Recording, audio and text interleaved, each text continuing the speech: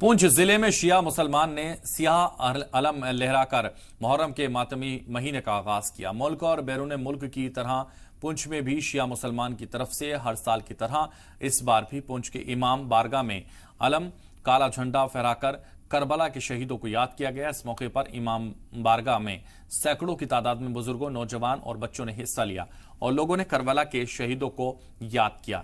اس دوران یا حسین کے نعروں کے ساتھ ماتمی مجلس کا بھی اہتمام کیا گیا۔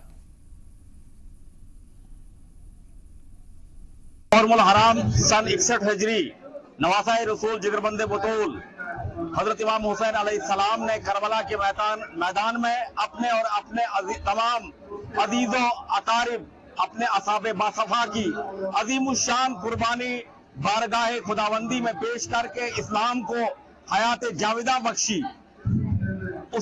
اسی کی مناسبت سے جب بھی محرم کا چاند نظر آتا ہے تو پوری کائنات میں حضرت امام حسین علیہ السلام واقعہ کربلا کی یاد میں صف ماتم بچھ جاتا ہے۔